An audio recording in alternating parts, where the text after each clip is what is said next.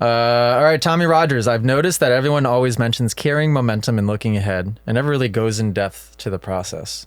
To me, it's the most important part of any technique. What are y'all's thoughts on the subject matter? Carrying momentum and looking ahead. When you guys ride, do you think about where you look? 100%. So for me, three pillars. The first one is I hear your voice in my head all the time. Elbows, because that's a big issue I have. Yeah. Feet, balls of the feet, those are the anchor points, and then go where your eyes go, because it's big in mountain biking too, so I force myself to do that. Eyes is humongous. When you start getting lazy, you can feel yourself like dropping your stare a little bit, and that's when the mistakes happen. But the farther ahead I look, and like not even just like staying like this, but like kind of scanning, but just my primary is up there, so much flowier, my arms are less tense. Like that is one of the three most important things for me in my riding. It doesn't get talked about frequently enough either. It didn't hit me until, and I've talked about this before, I think. I hired Ryan Sipes to train me for the day when I was at Dog Pound last winter. And the goal for that day was like, all right, let's squeeze a little speed out of me here. Because I was like starting to get a flow and I was riding with Jet and Hunter. But the problem is when you ride with Jet and Hunter, I'm not really riding with them. Yeah. I'm more so riding by myself. Yeah. So I was like, doing all the obstacles they were. I'm fine in the whoops. But I'm not, there's no speed involved. So I got Ryan there for a day and the goal was like, all right, let's get some speed. And immediately the first thing he says, he goes, AJ, I can see where your eyes are looking. You're running over your eyes. So what he meant by that is like, I would look just in front of my front fender, or maybe not even, but you start going so fast that you don't look up to the next point quick enough and you ride over where your eyes just were. And now you're like stuck trying to scan for the next point. That's when you get tight. That's when you get arm pump. That's when you start riding like really notchy because you're just basically like riding to point A to point B and then point A to point B again. That happens for everybody. Yeah. No matter what level you're at, because as soon as you start to try to ride that little bit faster, even just a little bit faster than what you're comfortable, immediately your eyes just don't keep up. Yeah. It's hard. Yeah, I notice it like in like long rutted corners and things like that. Like I'll notice myself starting to look down towards the front fender because subconsciously you get a little nervous. You're like, I don't want to cross rut or jump up out of it. But then the more comfortable if you look far enough ahead, like the bike's just gonna follow with you. And it helps me get way more comfortable when I notice it and I just start looking up. Yeah. Well, and the ironic or the paradox with that is it's always in the sections that like you need to look ahead the most. The long rut, it's like, oh, yep, exactly. Right down. You just, that's how your brain works sometimes. It just wants to look right down in front of you. When I get on the bike after taking time off, that's the one thing I struggle with the most too. My eyes will get blurry sometimes. Oh wow! It's all coming at me so fast to where my eyes just cannot keep up. Yeah, that's why I think it's nice to ride outdoors to get used to a bit more speed. And then when you get back on Supercross, there's the technicality and the timing, but at least you're used to like the speed's fine. Because there's been years where like I just take 6 months off and then go ride Supercross again, take another 6 months off, go ride Supercross again. So I'm just never used to the speed. But like this summer I got the 450, I was riding like 508 in Massachusetts. Like I'm fourth gear wide open on that 450 in a lot of spots, like going fast. And you're fired. Okay. And after a couple of months of doing that, it starts to feel normal. And then you get on a Supercross track and then it feels like actually you're going slow, which is nice.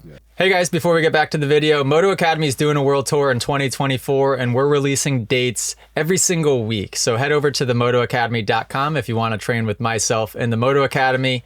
If you didn't see a location near you last time you were on the website, pop over to themotoacademy.com again, because like I said, we're posting new dates multiple times a week, every single week, and we're going all over the world.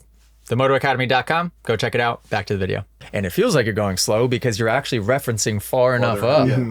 Totally. It's the same thing like when you go to the go-kart track, even if you're just screwing around doing go-kart stuff.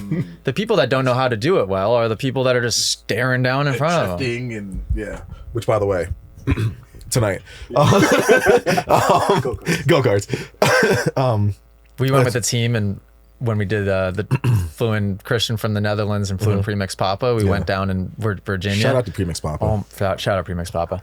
It was so much fun. It was so much fun. And the best part about it is it was us. I think I've said this on the podcast too. It was us. And then it was this little Asian girl who was probably 15 or 16 learning but it shouldn't matter. But it shouldn't matter. Learning to drive. Wait, what? She went there to practice how to drive for her driving test. And then it's us. No. Yeah. No. Can you imagine? That's the worst possible situation. She put herself, we didn't even have to do it. She got so nervous and frantic. She put herself into the wall so hard that all 4 tires came off the ground and she had to get like escorted out. Ooh. Yeah. Jeez. I don't think people realize how serious we get. Like, remember after the Houston Supercross, we all went, and remember there was the couple MotoGP guys there, Yeah. and then AJ sees them, and you just see his face get so serious. He's locks in. Because it was Jared. That was 2 stories, wasn't it? Yeah. Yeah, So it that was us, fun. I remember that. And then he was Monster sponsor at the time. Jared Gerloff, right? He was a GP guy, I think. And then what's Pike's ex-chick's name? I forgot. Oh, yeah, that's right. Yeah, and then another Monster guy. I don't know what happened.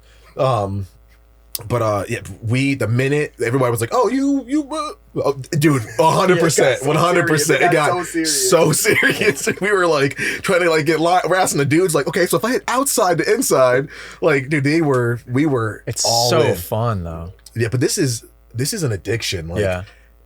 if anybody out there sees us at a go-kart track, like, Just careful. be very careful because this is what we do. Just be careful. But the thing about momentum, that kind of plays into where your eyes are looking, right? Like the more comfortable you are, the farther you look ahead, the less you got to hit your brakes and worry about certain things, right? Which to me, momentum, extremely crucial in sand, like 100, no matter what bike you're riding. And it kind of plays into something your dad taught me. This is, I think, 85s, where he was like, you should always be thinking 2 sections or corners ahead of where you are currently. Like, yeah, you're looking ahead, be mindful of where you are presently, but your mind should be like, all right, I know I have a off camber coming up, whoop section, then a triple. Like, your mind should be on that like triple, like you should be that far ahead. My dad that's I think honestly why he never gave us mod bikes. Like, I was always on a stock bike for some reason all the time. They were a little too stock. Yeah. Right? Like suspiciously stock. Like suspiciously stock. Looked insanely tricked because they were decaled out, stickers, like, the crossbar pad that was I was sponsored by Tag, and it was Tomcat, but he had Fast Cat cut out and stickered over it. But yet no mods to the bike, like stock exhaust, just stock. And that was his theory, is like, you need to learn how to carry momentum. If you're on, and I was big. I was always big on the bike. So like, I'm racing. Someone say too big. I'm racing Zach Bell. The biggest. I probably was the biggest. You were definitely by far. You were 6 foot on an 85, dude. You were the biggest. I was the biggest. We talk about who was when we talk about people needing to move up, you are like the story. Of like, remember that one kid we saw on the 85? He was my height. He was your height. Your height on the 85. He's like, I keep blowing this thing up. And we're like, yeah, no shit. Dude, you're 180 on an 85, dude.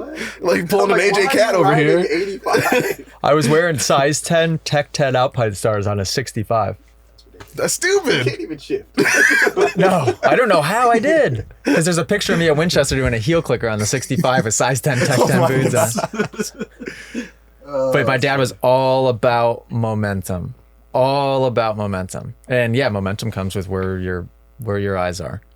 There are, and it's easier said than done. It really is. But I think you have to just slowly work your way up to it. If you try to go from 0 to 100, try to, like, if your ceiling's here and you're trying to be here, yes, your eyes are not going to keep up. Like, you got to slowly try to get there. Even for me, I was just saying it takes me a little bit sometimes, especially the older I get. My eyes take longer to keep up. If you guys enjoyed this podcast clip and you want to listen to full episodes, make sure you go download them on Spotify and Apple Music. If you want to watch full episodes or be a person that sends in your own video submission, go to club.themotoacademy.com and subscribe to join the Moto Academy family today.